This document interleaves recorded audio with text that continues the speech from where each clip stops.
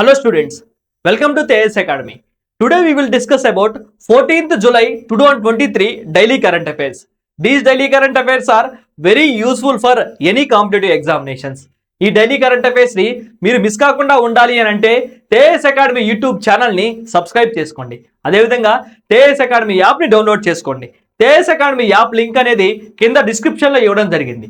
అయితే ఈ రోజు కరెంట్ అఫైర్స్ వీడియో చూసే ముందు previous day current affairs video కూడా ఒక్కసారి క్విక్ రివిజన్ చేయండి. దీనివల్ల మీకు కరెంట్ అఫైర్స్ ఫ్లో అనేది మిస్ కాకుండా ఉంటుంది.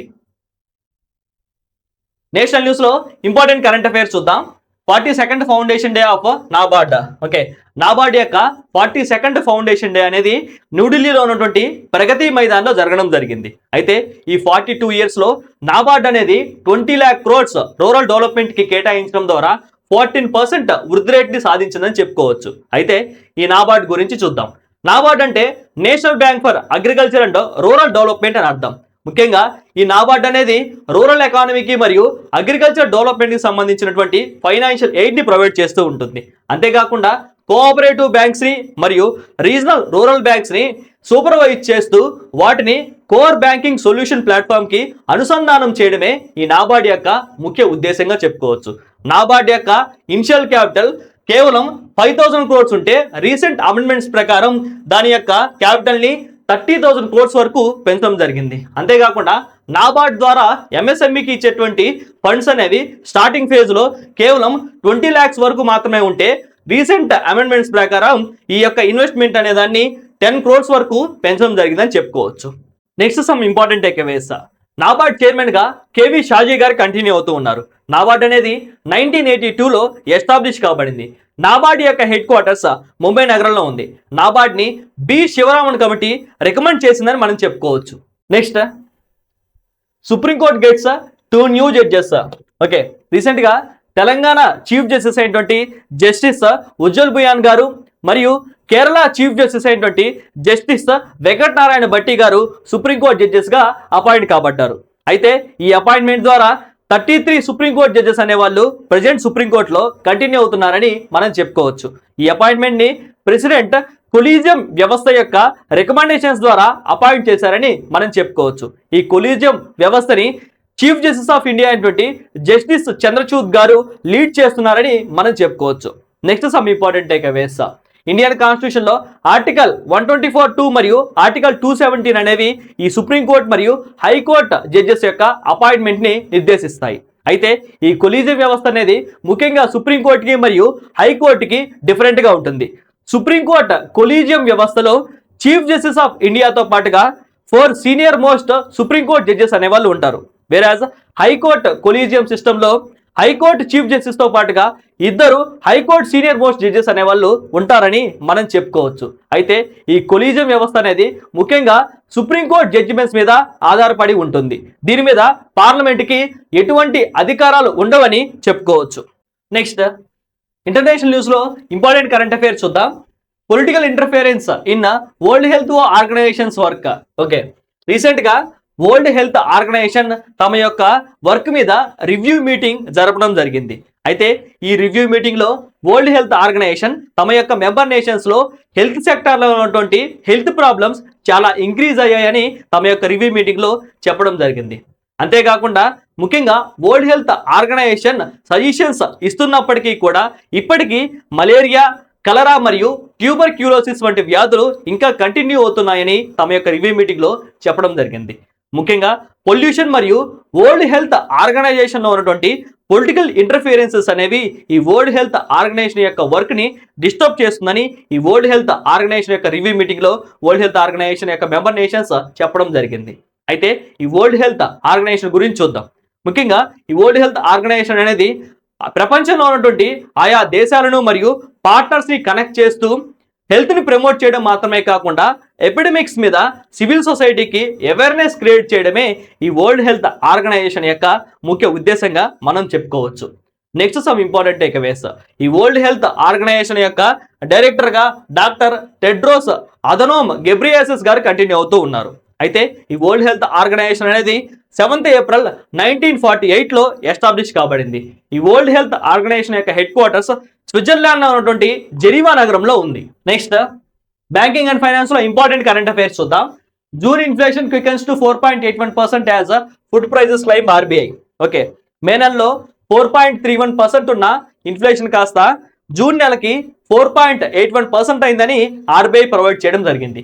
ముఖ్యంగా అన్సీజనల్ రెయిన్ ఫాల్స్ మరియు ఫ్లడ్స్ వల్ల ఫుడ్ ప్రైజెస్ పెరగడం అనేది ఈ ఇన్ఫ్లేషన్ పెరగడానికి ముఖ్య కారణంగా చెప్పుకోవచ్చు. అయితే కన్జ్యూమర్ ప్రైస్ ఇండెక్స్ మరియు హోల్సేల్ ప్రైస్ ఇండెక్స్ అనేవి ఇన్ఫ్లేషన్ డిసైడ్ చేస్తాయి. అందులో హోల్సేల్ ప్రైస్ ఇండెక్స్ మరియు కన్జ్యూమర్ ప్రైస్ ఇండెక్స్ గురించి చూద్దాం. అందులో ఫస్ట్ది హోల్సేల్ ప్రైస్ ఇండెక్స్. ఇందులో ముఖ్యంగా వస్తువు ధరలలో చేంజెస్ ని హోల్సేల్ లెవెల్లో లెక్కిస్తే దానినే హోల్సేల్ ప్రైస్ ఇండెక్స్ అని అంటారు.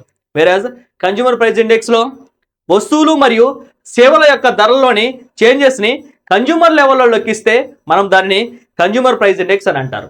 అయితే ఈ హోల్సేల్ ప్రైస్ ఇండెక్స్ అనేది ఇనిషియల్ ట్రాన్సాక్షన్ గా పనికొస్తే కన్జ్యూమర్ ప్రైస్ ఇండెక్స్ అనేది ఫైనల్ ట్రాన్సాక్షన్ గా పనికొస్తుంది. అంతేకాకుండా ఆర్బీఐ ఈ కన్జ్యూమర్ ప్రైస్ ఇండెక్స్ ని బేసిక్ గా తీసుకొని ఇన్ఫ్లేషన్ ని డిసైడ్ చేస్తుందని మనం చెప్పుకోవచ్చు. Next some important take అవేస్. RBI governor గా శక్తికాంత దాస్ గారు కంటిన్యూ అవుతూ ఉన్నారు. ఆర్బీఐ అనేది 1 ఏప్రిల్ 1935 లో ఎస్టాబ్లిష్ కాబడింది. ఆర్బీఐ యొక్క హెడ్ క్వార్టర్స్ ముంబై నగరంలో ఉంది. ఆర్బీఐని హిల్టన్ యంగ్ కమిషన్ రికమెండ్ చేసిందని మనం చెప్పుకోవచ్చు. Next non banking financial corporation ద్వారా Kshetriya Gramin financial services raises $10 million in డెప్ట్ via external commercial borrowings. Okay, recent గా నాన్ బ్యాంకింగ్ ఫైనాన్షియల్ కార్పొరేషన్ అయిన ద్వారా Kshetriya Gramin financial services private limited అనేది నెదర్లాండ్ కి సంబంధించినటువంటి ట్రిపుల్ జంప్ ఫైనాన్షియల్ కంపెనీ ద్వారా $10 million అనేది ఎక్స్టర్నల్ కమర్షియల్ బారోయింగ్స్ ద్వారా ఫండ్స్ ని పొందడం జరిగింది. అయితే ఈ ఫండ్స్ అనేవి ఈ ద్వారా కేజీఎఫ్ఎస్ కి యొక్క గ్రోత్ కి బాగా యూజ్ అవుతుందని మనం చెప్పుకోవచ్చు. అయితే ఎక్స్టర్నల్ కమర్షియల్ బారోయింగ్స్ అంటే ఏంటో చూద్దాం. ముఖ్యంగా ఇండియన్ ఎంటిటీ అనేది నాన్ రెసిడెంట్ లెండర్ ద్వారా కొంత లోన్ ని ఫారెన్ కరెన్సీ రూపంలో పొందడాన్నే మనం ఈ ఎక్స్టర్నల్ కమర్షియల్ బారోయింగ్స్ అని అంటారు. ఈ ఎక్స్టర్నల్ కమర్షియల్ బారోయింగ్స్ ద్వారా వచ్చేటువంటి ఫండ్స్ అనేవి ఫారెన్ కరెన్సీలో ఉండడం వల్ల ఈ డాలర్ రూపీ కన్వర్షన్ లో ఎంటిటీకి ఎక్కువ అమౌంట్ ప్రొవైడ్ అవుతుందని మనం చెప్పుకోవచ్చు. అంతేకాకుండా ఇంట్రెస్ట్ రేట్స్ అనేవి డొమెస్టిక్ ఫండ్స్ తో పోల్చుకుంటే ఈ ఎక్స్టర్నల్ కమర్షియల్ బారోయింగ్స్ ద్వారా వచ్చేటువంటి ఫండ్స్ కి తక్కువగా ఉంటుందని మనం చెప్పుకోవచ్చు. Next some important take అవేస్. ఈ ద్వారా కేజీఎఫ్ఎస్ యొక్క సిఇఓగా ఎల్విఎల్ఎన్ మూర్తి గారు కంటిన్యూ అవుతూ ఉన్నారు. ఈ ద్వారా కేజీఎఫ్ఎస్ అనేది 2008 లో ఎస్టాబ్లిష్ కాబడింది. ద్వారా కేజీఎఫ్ఎస్ యొక్క హెడ్ క్వార్టర్స్ తమిళనాడులో ఉన్నటువంటి చెన్నై నగరంలో ఉంది. నెక్స్ట్ ఎకాలజీ అండ్ ఎన్విరాన్మెంట్ లో ఇంపార్టెంట్ కరెంట్ అఫైర్స్ చూద్దాం. Nilgiri tahr likely to be translocated. Okay, Nilgiri tahr అనేటువంటి యానిమల్ ఇద్దరు ట్రైబల్ మెన్స్ ని అటాక్ చేసినందుకు గాను వాటిల్ని ఎర్నాకుళం నేషనల్ పార్క్ నుంచి మున్నార్ వైల్డ్ లైఫ్ శాంచువరీకి ట్రాన్స్లోకేట్ చేయబోతున్నారు. అయితే ఈ నీలగిరి టార్స్ గురించి చూద్దాం. నీలగిరి టార్స్ ని లోకల్ గా వరయ్యాడు అని పిలుస్తూ ఉంటారు. అంతేకాకుండా ఈ నీలగిరి టార్స్ అనేవి తమిళనాడు స్టేట్ కి స్టేట్ యానిమల్ గా కూడా ఉంది. ఐయుసిఎన్ లిస్ట్ ప్రకారం నీలగిరి టార్స్ అనేవి ఎండేంజర్ లిస్ట్ లో కంటిన్యూ అవుతూ ఉన్నాయి. అంతేకాకుండా ఈ నీలగిరి టార్స్ ముఖ్యంగా నీలగిరి రీజియన్స్ లోను మరియు వెస్టర్న్ ఘాట్స్ సదరన్ రీజియన్స్ లోను వ్యాపించి ఉన్నాయి. ఈ నీలగిరి టార్స్ ని తమిళ సంగం లిటరేచర్ లోను మరియు మీసోలిథిక్ పెయింటింగ్స్ లో కూడా మెన్షన్ చేశారని మనం చెప్పుకోవచ్చు. ముఖ్యంగా ఈఆర్సి డేవిడర్ నీలగిరి టార్స్ యొక్క కన్జర్వేషన్ కి చేసిన కృషికి గాను అక్టోబర్ 7th మనం నీలగిరి టార్ డే ని జరుపుకోవడం జరుగుతుంది. నెక్స్ట్ సైన్స్ అండ్ టెక్నాలజీలో ఇంపార్టెంట్ కరెంట్ అఫైర్స్ చూద్దాం. NASA James Webb telescope. Okay, national aeronautics and space administration మరియు European Union space agency, Canadian space agency అనేవి సంయుక్తంగా ఈ జేమ్స్ వెబ్ టెలిస్కోప్ ని లాంచ్ చేశాయని చెప్పుకోవచ్చు. ఈ జేమ్స్ వెబ్ టెలిస్కోప్ అనేది ప్రపంచంలోనే లార్జెస్ట్ మరియు మోస్ట్ పవర్ఫుల్ ఇన్ఫ్రారెడ్ టెలిస్కోప్ గా మనం చెప్పుకోవచ్చు. అయితే ఈ జేమ్స్ వెబ్ టెలిస్కోప్ ని భూమి నుంచి 1.5 మిలియన్ కిలోమీటర్ దూరంలో లొకేట్ చేశారు. ఈ జేమ్స్ వెబ్ టెలిస్కోప్ ని ఉపయోగించి స్టార్స్, ప్లానెట్స్ మరియు గెలాక్సీస్ యొక్క ఫార్మేషన్ తో పాటుగా సోలార్ సిస్టమ్ యొక్క ఎవల్యూషన్ ని కనిపెట్టడానికి సైంటిస్టులకి ఈ జేమ్స్ వెబ్ టెలిస్కోప్ బాగా యూజ్ అవుతుందని మనం చెప్పుకోవచ్చు. Next some important take aways. NASA అనేది మనకి 29th జూలై 1958 లో ఎస్టాబ్లిష్ కాబడింది. నాసా యొక్క హెడ్ క్వార్టర్స్ యుఎస్ లో ఉన్నటువంటి వాషింగ్టన్ లో ఉంది. నెక్స్ట్ అపాయింట్మెంట్స్ లో ఇంపార్టెంట్ కరెంట్ అఫైర్స్ చూద్దాం. అభిజిత్ చక్రవర్తి అపాయింట్మెంట్. ఓకే, రామ్మోహన్ రావు అమరా గారిని సక్సీడ్ చేస్తూ అభిజిత్ చక్రవర్తి గారు ఎస్బీఐ కార్డ్స్ కి 2 years టర్మ్ ఎండి మరియు సిఇఓగా అపాయింట్ కాబట్టారు. ప్రజెంట్ అభిజిత్ చక్రవర్తి గారు ఎస్బీఐకి మేనేజింగ్ డైరెక్టర్గా వర్క్ చేస్తున్నారని మనం చెప్పుకోవచ్చు. అయితే సమ్ ఇంపార్టెంట్ టేక్అవేస్. ఎస్బీఐ యొక్క చైర్మన్గా దినేష్ కుమార్ ఖారా గారు కంటిన్యూ అవుతున్నారు. ఎస్బీఐ అనేది 1 July 1955లో ఎస్టాబ్లిష్ కాబడింది. ఎస్బీఐ యొక్క హెడ్ క్వార్టర్స్ ముంబై నగరంలో ఉంది. నెక్స్ట్ అవార్డ్స్ అండ్ రికగ్నిషన్స్ లో ఇంటర్నేషనల్ బయాలజీ ఒలింపియాడ్. ఓకే, ఈ ఇంటర్నేషనల్ బయాలజీ ఒలింపియాడ్ యొక్క 34th edition United Arab Emirates ఉన్నటువంటి అల్ ఎయిన్ లో జరగడం జరిగింది. ఈ ఇంటర్నేషనల్ బయాలజీ ఒలింపియాడ్ 2023లో ఇండియా మరియు సింగపూర్ స్టూడెంట్స్ గెలిచారని మనం చెప్పుకోవచ్చు. Next some important takeaways. International biology olympiad యొక్క చైర్పర్సన్ గా లెంకా లిబుసోవా గారు కంటిన్యూ అవుతూ ఉన్నారు. ఇంటర్నేషనల్ బయాలజీ ఒలింపియాడ్ అనేది 1990లో ఎస్టాబ్లిష్ కాబడింది. ఇంటర్నేషనల్ బయాలజీ ఒలింపియాడ్ అనేది ఫస్ట్ చెకోస్లోవాకియాలో జరిగిందని మనం చెప్పుకోవచ్చు. ఇండియా ఈ ఇంటర్నేషనల్ బయాలజీ ఒలింపియాడ్ ని 2008లో హోస్ట్ చేసిందని మనం చెప్పుకోవచ్చు. With this we completed 14th July 2023 daily current affairs. ఈ డైలీ కరెంట్ అఫైర్స్ ని మీరు మిస్ కాకుండా ఉండాలి అని అంటే తేజస్ అకాడమీ యూట్యూబ్ ఛానల్ ని సబ్స్క్రైబ్ చేసుకోండి. అదేవిధంగా తేజస్ అకాడమీ యాప్ ని డౌన్లోడ్ చేసుకోండి. తేజస్ అకాడమీ యాప్ లింక్ అనేది కింద డిస్క్రిప్షన్ లో ఇవ్వడం జరిగింది. Thank you.